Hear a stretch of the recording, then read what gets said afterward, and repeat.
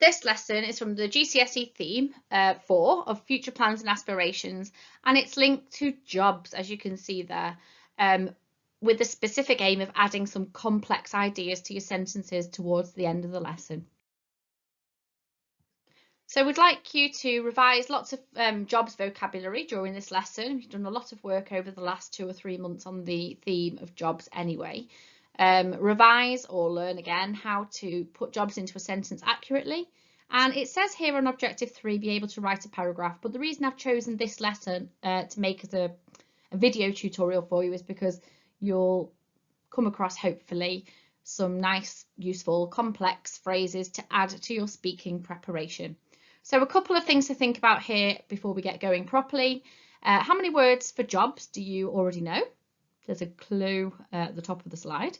And what jobs do you already know in French? I'm certainly not going through with you because obviously the list is quite long. So the words for jobs that you might have thought of, certainly this one at the top because it's right there in front of your eyes. You also might remember this one. I'm going to write it in the plural. You'll have to excuse my appalling writing. I don't think I'm ever going to get used to writing with this device. So this is the job I am talking about. This is the word I'm talking about for job, which is les métiers. Not to be confused with les matières from school subjects, ma matière préférée. It's quite often mixed up with that, but obviously it's similar, but it's not the same at all. You might have heard this expression throughout the topic. It probably was a title on 1 or 2 of the pieces of work that I've been setting you, and that is au boulot, which basically means at work. And the reason I've put that up, because obviously that doesn't translate as job, is you might have heard le petit boulot, which is another way of saying le petit job. It's like maybe a little summer job or something like that, or maybe a part-time job. So le petit, I'm not going to torture you actually and write it again, le petit boulot. There you go.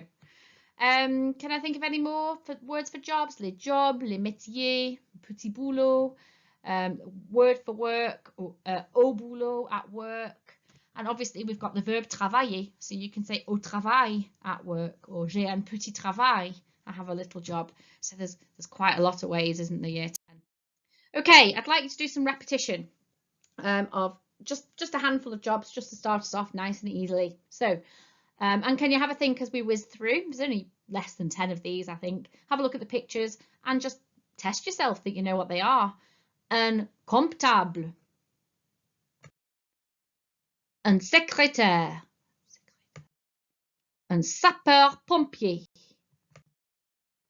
Un agent de police. Un professeur. More often than not abbreviated to un prof. Un maçon.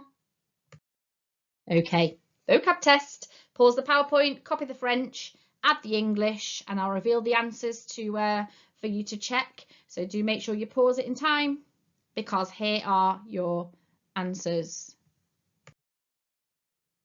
So the list there, it does include some easier ones that you've definitely picked up throughout the topic so far, but I think there are some new ones there as well to draw attention to. The word for accountant, which was the first one I asked you to repeat. Here I go with my terrible writing again. I'm going to write a verb up onto the slide for you. Compter, that verb, I'm sure you can probably guess now you know that un comptable as an accountant means to count. Okay, so a little memory technique for you there. And obviously I expect you to make your own little hints and memory ideas up as you go along whenever you meet new vocabulary. Okay, so another little vocab test for you, please. I would like you to either print off this slide and translate into English, or copy it out and translate it into English, whichever fits for the way that you prefer to work or the way that you can work at the moment. But do pause the PowerPoint, because here are your answers.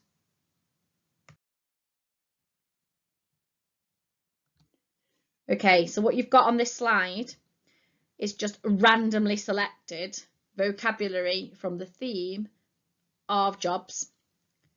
Basically part-time jobs, I have to add, saying where you work, and more specifically, which is what I like about this list of vocab, to be honest, is numbers 10 to 20.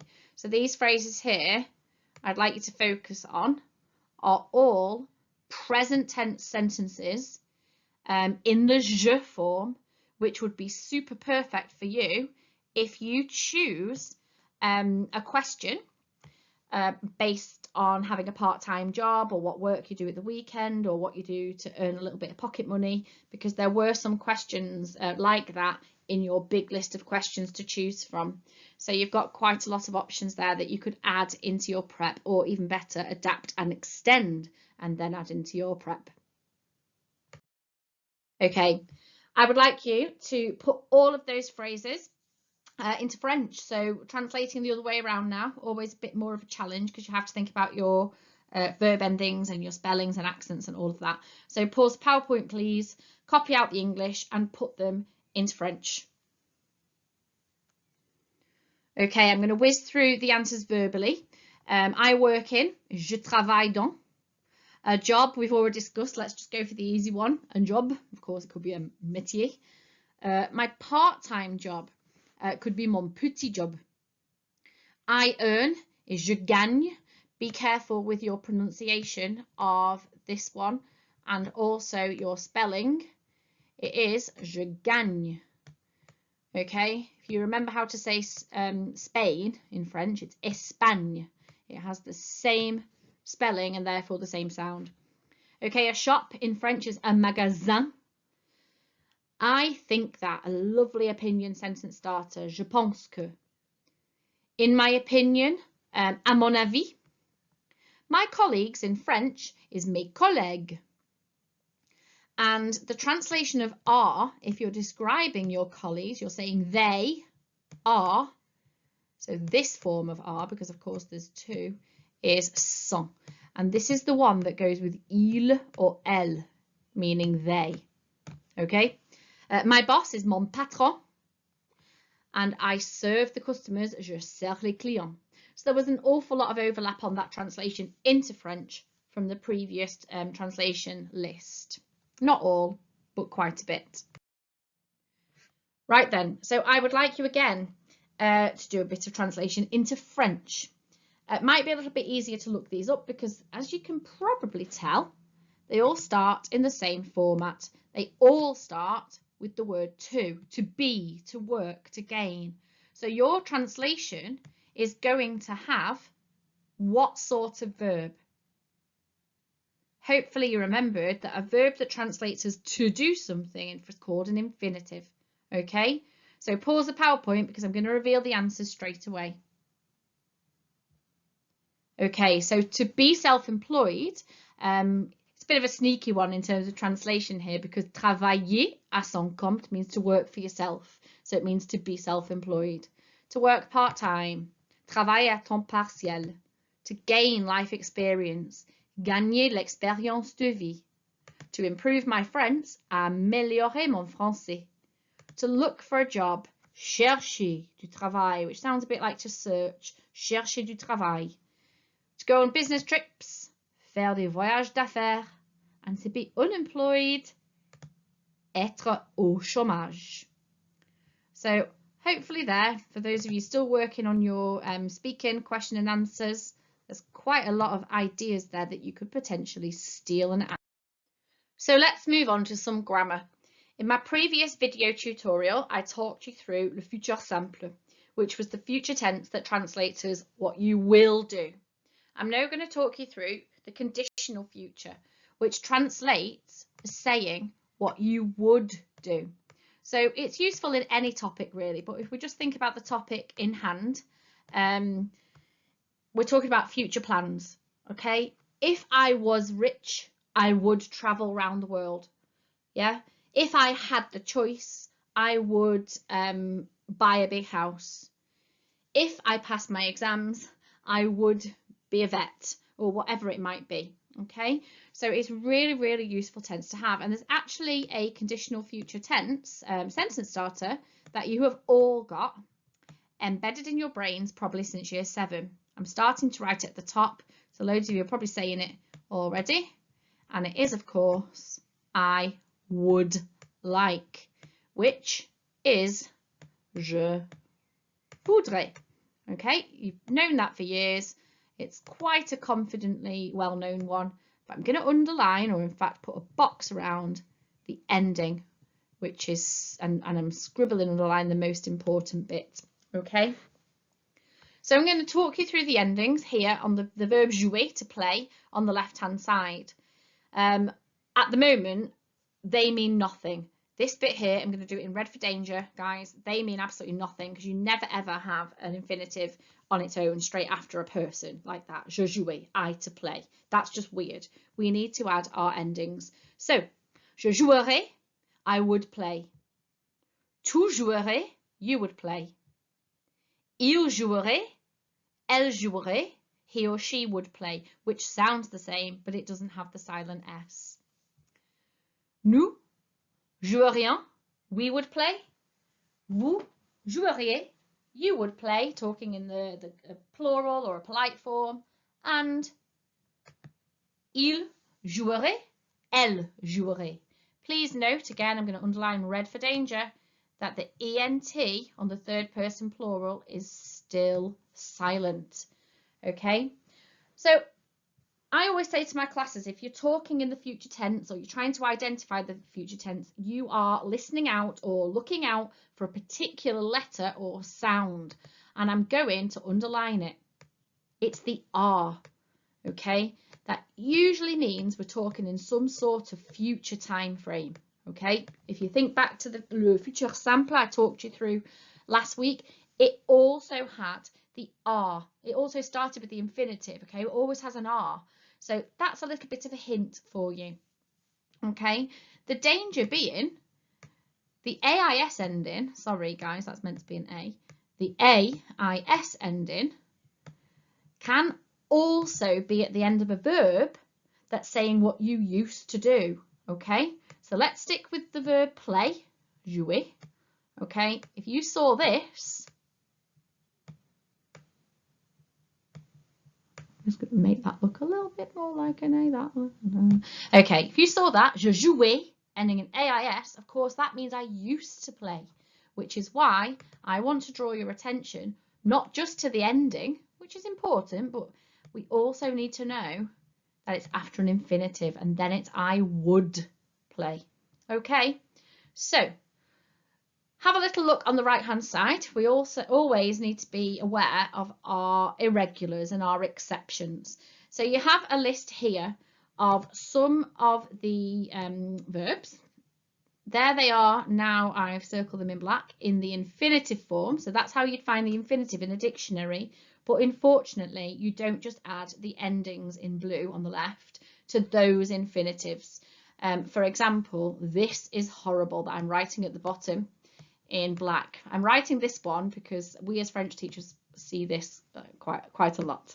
Okay, so here's a student who knows that the conditional future is the infinitive, ta-da, followed by the conditional future ending, and maybe hands this into their teacher and thinks they've written I would go, but that is horrible. It does not exist. What you would write would be, you can see it here at the bottom anyway, you would write j'irai. Okay, so these infinitives here on the left do not form their stem. That's what we call it, just using the straightforward infinitive, I'm afraid. The stems I'm actually going to circle in green for go. You're just going to have to learn these. The stems are very, very different than just using the simple infinitives, but the endings stay the same. Okay, so you've got some examples here on the right with all the endings exactly the same, but the stems you really need to learn and really need to refer to. Okay, moving on. Moving away from grammar and tenses now again, and moving back to improving the style and the standard of your language, let's have a look at some connectives. Plus tard, quand je serai grand, à l'avenir, dans mes rêves, dans l'idéal, si tout se passe comme prévu, si tout se passe bien, si tu vas bien, dans un an ou deux. And it might not surprise you that I'd like you to pause the PowerPoint and have a little think, go away, look them up, and make sure you know what they all mean in English, which I'm going to talk you through straight away. So do pause the PowerPoint. Okay, plus tard means more late, or in good English, later. À l'avenir, in the future. So these are lovely sentence starters or paragraph openers. The one in black, dans mes rêves, is in my dreams. Okay. The purple one, quand je serai grand, is basically, that's what they'd say for when I'm older. It's basically when I will be big, but we'd say when I'm older. Okay, remember it's not always a word for word translation. The orange one, si tout se passe comme prévu, is if everything goes as expected. Yeah, or if everything goes as planned, which you could obviously complete with, I'd like to be a vet. These are lovely sentence starters that will really jazz up any future tense plans or wishes. Okay, the light green one, si tout se passe bien, is very similar to the orange one. It means if all goes well, if everything goes okay. Dark blue, dans l'idéal, literally means in the ideal. And of course, in English, we'd say in an ideal world. Okay, the green one in the bottom right-hand side, si tu vas bien, if everything goes well. And dans un an ou deux, in a year or two. So I'm sure you'll agree that they're lovely sentence starters for you talking about your future wishes. Okay, more translation. It is French into English again, because these are super complex sentences now. There's 5 of them. Either pause the PowerPoint, copy them out in French if that's how you like to work, and try and translate them all into full, brilliant English. Or, of course, you've always got the option to print it off and write on the paper. Your answers are coming up straight away, so do pause it. Okay, so take a moment to compare your attempts at those 5 super complex translations with the perfect versions. Highlight anything you didn't get quite right, and please focus on the ending, so that conditional future that you've got on the previous slide. Can you find the letter R present in all of those future tenses? Okay, so now I would ask you to write 5 sentences to describe what you would like to do later on.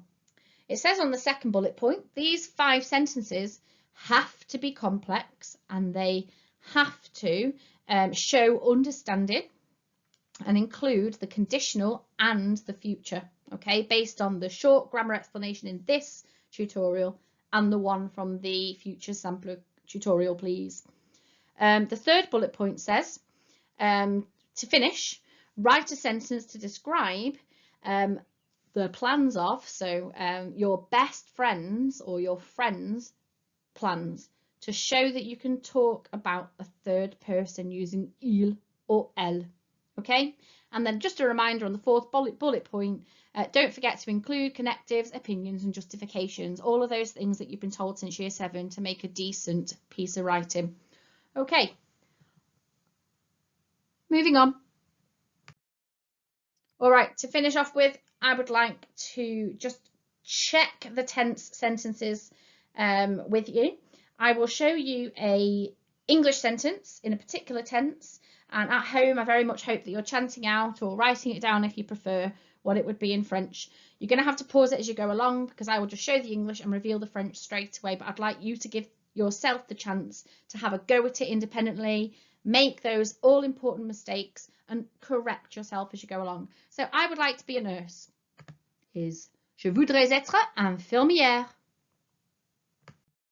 I'm going to be a teacher. So which future tense are you going to be using there? Is it going to be the conditional? Is it going to be the future tense that you've known for ages, which we call the near future? Or is it going to be le futur simple that we taught through last week? Here it is. It's the near future, the one that is a word for word translation. Je vais être professeur. I'm going to be a teacher. Next, my friend is a shop assistant.